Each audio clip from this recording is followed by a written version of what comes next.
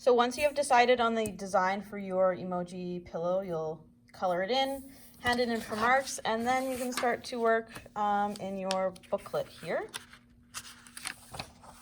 This is a picture booklet, and you do have a lot of steps to follow. However, if you do follow them in order and just follow the pictures, it shouldn't be too tricky for you.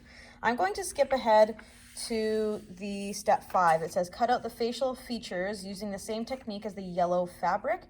Patterns are on page 6 and 8. Create your own pattern if necessary. So I'm doing the heart eyes emoji. If I go to page 6, you can see that there are a whole bunch of patterns here that you can choose from. I have cut out the heart pattern with my paper scissors. Please use paper scissors. Do not use fabric shears. And then you have a couple of different options for cutting out your fabric. So first thing is placement. I can probably get 2 heart eyes. Well, we'll see. I can probably get 2 heart eyes out of this one piece of fabric. So I'm going to waste as little fabric as possible by putting my pattern right up in the corner. If I put it in the middle like this, there's no way that I will get another heart eye out of this. So pin down your pattern to the fabric by going in and then up on all of the important sides. And then you can choose to either use your fabric shears just to start to cut around it like this, or you can grab some kind of pen or Sharpie and just lightly do the outline of the pattern. That way you can remove the pins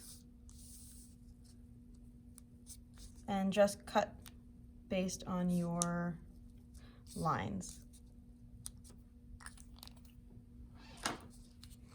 So I'll remove these and I'll just cut out using my dashed line here.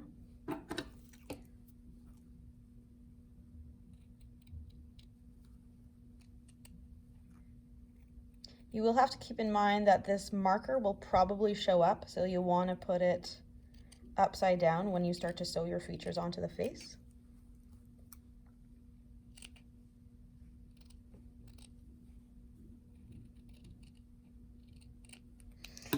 And if you need 2 identical pieces, at this point I've already cut one. So I would place this pattern, this fabric, as my pattern, place it on like so, pin it on, and then just trace this heart eye, because then the 2 fabric pieces will be identical. So on this nice kind of messy piece of scrap fabric, I'm able to get 2 heart eyes out of this because I placed it properly.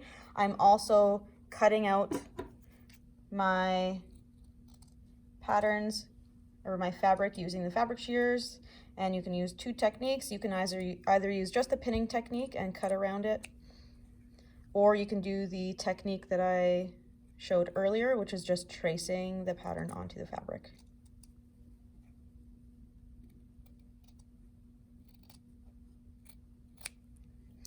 Once you're done, you can put this back into the bin that you got it from for scrap fabric. And then you can have a look at your pins or your fabric. And if you need to trim anything, you can just trim it to however you like.